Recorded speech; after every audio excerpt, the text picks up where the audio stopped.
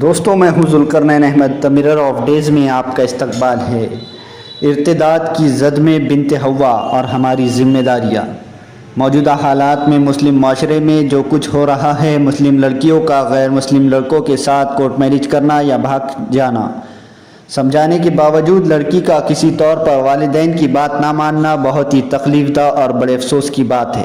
میں اس موضوع پر آپ سے کچھ باتیں کرنا چاہتا ہوں۔ پہلے یہ سمجھ لیجئے کہ ارتداد کسے کہتے ہیں۔ ارتداد مذہب اسلام کو چھوڑ کر دوسرے مذہب کو اختیار کر لینا ارتداد کہلاتا ہے۔ ہمارے معاشرے میں دن بدن جو مسلم لڑکیوں کا غیروں کے ساتھ بھاگ کر شادی کرنا اور اپنے مذہب کو جھوٹی محبت کے لیے چھوڑ دینا ایک سنگین مسئلہ بن چکا ہے۔ آئے دن سوشل میڈیا پر خبریں گردش کر رہی ہے کہ فلاں مسلم لڑکی اسکول کالج کے نام پر کسی پارک میں اپنے عاشق کے ساتھ رنگریلیاں مناتے ہوئی دکھائی دی، تو کئی مسلم لڑکی اسکوٹر بائک پر غیر مسلم لڑکوں کے ساتھ لانگ ڈرائیو پر دیکھی گئی، تو کسی ہوٹل میں پکڑی گئی، تو کہیں لڑکی کسی غیر مسلم کے ساتھ بھاگ گئی۔ ایسی خبریں والدین پر بجلی بن کر گرتی ہے۔ معاشرے میں بے عزتی اور پھر لڑکیوں کا مرتد ہو جانا کسی عذاب سے کم نہیں ہے، کیونکہ ایسی حرکت کی وجہ سے چھوٹی بہنوں کو رشتے نہیں آتے ہیں، زندگیاں تباہ ہو جاتی ہے۔ آج کل والدین بچوں اور نوجوانوں کے ہاتھوں میں موبائل دے کر سمجھتے ہیں کہ بچہ پڑھائی کر رہا ہے، اور اسی خوش فہمی میں مبتلا ہو کر کبھی بچے کے موبائل کو چیک نہیں کرتے ہیں۔ نوجوان لڑکے لڑکیوں کے موبائل فون پر پاسورڈ کیوں کر ہے؟ یہ بات سوچنا چاہیے، سوال کرنا چاہیے۔ ہفتے مہینے میں اتفاقاً موبائل فون چیک کرنا چاہیے۔ کتنے سم کارڈ بچوں کے پاس ہے اس کی خبر ہونی چاہیے۔ ریچارج کہاں سے آ رہا ہے؟ لڑکیاں کالج کے نام پر کہاں جا رہی ہے؟ کالجوں میں نوٹس، پروجیکٹ، ایکسپریمنٹ حاصل کرنے کے لیے غیر مسلم نوجوانوں اور غیر محرم لڑکوں سے نمبر لیے جاتے ہیں۔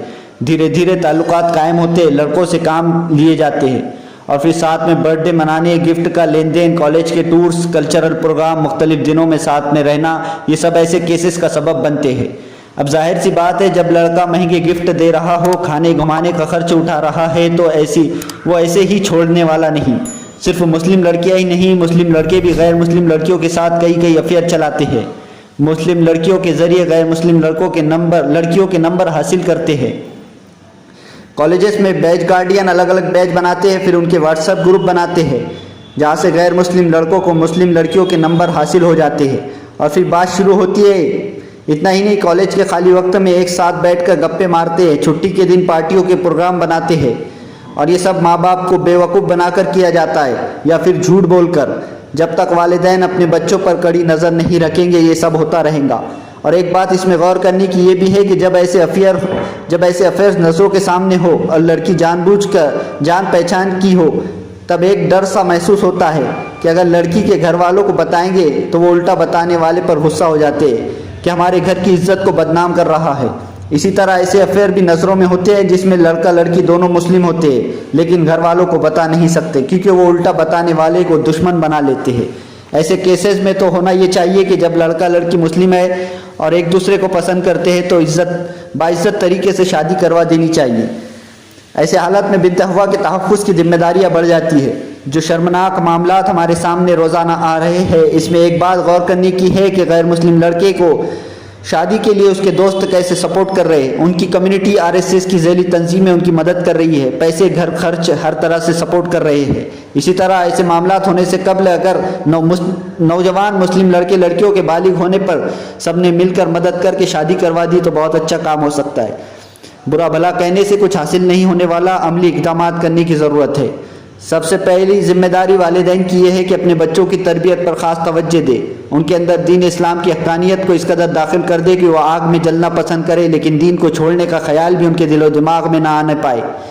گھروں میں قرآن و حدیث کی تعلیم کا سلسلہ شروع کیا جائے، بچوں کو اخلاقی اقدار اور معاشرتی زندگی کے اچھے برے معاملات سے واقف کرایا جائے، وقتی فائدہ اور حقیقت کیا ہوتی ہے سمجھایا جائے، جذبات کیا ہوتے ہیں، اس کا اثر آنے والی زندگی پر کیسے اثر انداز ہوتا ہے، اپنے ساتھ پیش آنے والے تجربات کے ذریعے ان کی ذہن سازی کرے، زندگی کے فیصلے لینے کے بارے میں ان کی رہنمائی کرتے رہے، ہر معاملے میں مشورہ کرنے کی عادت ڈالے، دل کی باتیں دل میں رکھنے کے بجائے آپس میں شیئر کرنے کی تعلیم دے، بچوں کی تنہائی کا ساتھی بنے۔ والدین کی ذمہ داری ہے کہ اپنے بچوں کو روزانہ وقت دے، انہیں انٹرنیٹ اور سوشل میڈیا کی جھوٹی دوستی اور عشق محبت کے جال میں پھنسانے کے لیے تنہا مت چھوڑیے۔ بچوں پر غیر محسوس طریقے سے گہری نظر رکھنی چاہیے، سوشل میڈیا پر کیا کر رہے ہیں، आज के दौर में सोशल मीडिया बेहयाई का अड्डा बन चुका है। रात के वक्त बच्चों से मोबाइल छीन कर अपने पास रखिए। जहाँ तक हो सके लड़कियों के गर्ल्स स्कूल और कॉलेज में तालीम का नस्ब कीजिए। रोज़ाना छोड़ने और लाने के लिए जाए। ट्यूशन और कोचिंग के टाइम का ख्याल रखें। कोचिंग और ट्यूशन वाले कोई फरिश्ता सिफत लोग नहीं है। अक्सर बड़ी कोचिंग क्लासेस गैर मुस्लिमों की है, जो गैर मुस्लिम इलाकों और शहर की आबादी से हटकर वाक़ई होती है। इसके आसपास कैफ़े और रेस्टोरेंट होते हैं जहाँ पर कपल यानी लड़के लड़कियाँ अय्याशियाँ करते हैं। ऐसे रेस्टोरेंट भी है जहाँ अगर आप अकेले जाते हैं तो आपको कदम रखने की इजाज़त नहीं होती। कपल को पूरी सिक्योरिटी फराहम की जाती है, इसलिए इन तमाम बातों पर ध्यान रखना ज़रूरी है।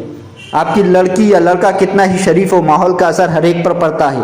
जिस माहौल में रह रहे हैं उसकी अच्छाई और बुराई दोनों चीज़ें असर करती है, लेकिन शैतान इंसान का खुला दुश्मन है। वो बुराई पर बहुत जल्द उबारता है। ये बात समझने की ज़रूरत है कि आज का माशरा एक तरह से लिबरल, सेकुलर और दीन बेजार हो गया है। दिगर कौमों से हमें कोई मतलब नहीं है, लेकिन हमारा मजहब सच्चा और हक है, इसलिए हमें अपनी कौम के नौजवानों को लिबरल सेकुलर सोच से बचाना बेहद ज़रूरी है। आज ज़रा देखिए किस तरह से हमारे बच्चों से लेकर नौजवान और बूढ़े किस तरह से दीन बेजारी का सबूत पेश कर रहे हैं, जो अमाल से ज़ाहिर होता है। किसी को नमाज के लिए चलने के लिए कहा जाए तो कहता है तू चल मैं आया, या फिर बेशर्मी की तरह मुस्कुराते हुए आगे बढ़ जाता है। ऐसे ही बच्चों को नमाज के लिए कहा जाए तो कल से शुरू करूँगा कहते। किसी की मैयत हो जाए और नमाज जनाजा में शिरकत के लिए कहा जाए तो इधर उधर मुँह छुपाकर भागते हैं। ख़वातीन का हाल तो बहुत ही बुरा है। मर्द तो एक दो वक्त की नमाज अदा कर लेता है, जुमे का खुतबा बयानात सुन लेता है, लेकिन ख़वातीन मसरूफियात का बहाना बनाकर पूरी नमाजें छोड़ देती है। जब ख़वातीन का हाल ये है तो बच्चे कहाँ से नेक और दीनदार बनेंगे। सबसे अहम चीज़ नमाज है, जो बेहयाई और बुराई से रोकती है। अल्लाह ताला का डर खौफ पैदा होता है, इसलिए बचपन से ही बच्चों को नमाज की पाबंदी करने वाला बनाइए। कुछ लोग कहते हैं कि दीन में ज़बरदस्ती नहीं है। ये उन लोगों के लिए है जो इस्लाम नहीं लाए, जो पहले से मुसलमान हैं, उनके लिए दीन पर अमल करना ज़रूरी है। अगर बच्चा बालिग होने पर नमाज नहीं पढ़ता तो उसे मार कर नमाज पढ़ने की ताकीद की गई है। इसलिए ज़रूरी है कि बच्चों को बचपन से ही दीन इस्लाम पर चलने वाला बनाइए। हर मामले पर अमल और फैसला करने से पहले ये समझाइए कि इस बारे में अल्लाह और नबी करीम सल्लल्लाहु अलैहि वसल्लम का फरमान क्या है। हराम हलाल की तमीज़ सिखाइए, और सबसे अहम बात, बच्चों की परवरिश हलाल रिस्क से कीजिए। हराम रिस्क से परवरिश पाने वाला जिस्म नेक अमाल पर कैसे उभार सकता है। हमारे चैनल को लाइक कीजिए, शेयर कीजिए एंड सब्सक्राइब कीजिए।